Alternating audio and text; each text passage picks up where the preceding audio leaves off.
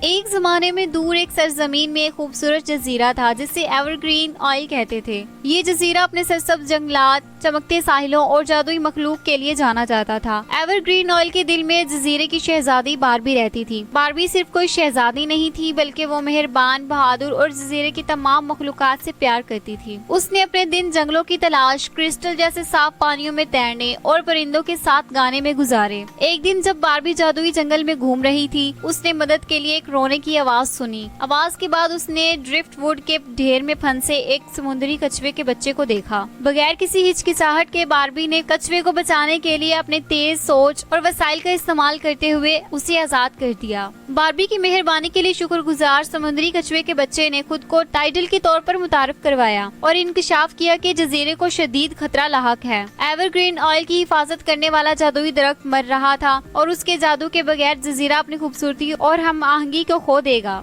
اپنے پیارے گھر کو بچانے کے لیے پرعزم باربی ایک تلاش پر نکلی۔ راستے میں اس نے بہت سی مشکلات کا سامنا کیا اور نئے دوست بنائے۔ ایک چنچل ڈولفن جس کا نام سپلیش تھا، ایک عقل مند پرانا الو جس کا نام وزڈم تھا اور ایک شرارتی بندر جس کا نام سکپ تھا۔ ایک ساتھ انہوں نے گھنے جنگلوں کا سفر کیا، دریاؤں کو عبور کیا اور طوفانی سمندروں کا بہادری سے مقابلہ کیا۔ باربی کی مہربانی اور ہمت نے ہر ایک کو متاثر کیا اور جلد ہی ان کے پاس وفادار ساتھیوں کا ایک گروپ بن گیا تھا جو ان کی تلاش میں ان کی مدد کر رہے تھے۔ بہت سی آزمائشوں اور مہم جوئی کے بعد وہ جزیرے کے قلب میں پہنچے جہاں جادوئی درخت کھڑا ہوا تھا۔ اس کے پتے مرجھا گئے اور اس کی شاخیں اداسی سے جھک گئی تھیں، لیکن باربی نے امید نہیں چھوڑی۔ فطرت کے ساتھ اپنے گہرے تعلق اور اپنے اندر موجود جادو کا استعمال کرتے ہوئے باربی نے درخت کو پیار اور شفا بخش توانائی فراہم کی۔ آہستہ آہستہ درخت دوبارہ زندہ ہونے لگا، اس کی شاخیں ایک بار پھر آسمان کی طرف بڑھنے لگی۔ جیسے ہی سورج کی روشنی کی آخری کرنوں نے سدا بہار جزیرے کو نہلا دیا، جادوئی درخت متحرک رنگوں سے کھل گیا جس نے اپنی شفا بخش جادو کو پورے جنگل میں پھیلا دیا۔ یہ جزیرہ باربی کی بہادری اور اپنے گھر سے محبت کی بدولت بچا لیا گیا۔ اس دن سے باربی نہ صرف جزیرے کی شہزادی تھی بلکہ ایور گرین آئل کی گارڈین بھی بن گئی تھی۔ یہ اس بات کو یقینی بناتی تھی کہ اس کی خوبصورتی اور جادو آنے والی نسلوں کے لیے پروان چڑھے گا اور ٹائڈل، سپلیش، وزڈم اور سکپ اس کی شانہ مشانہ رہے۔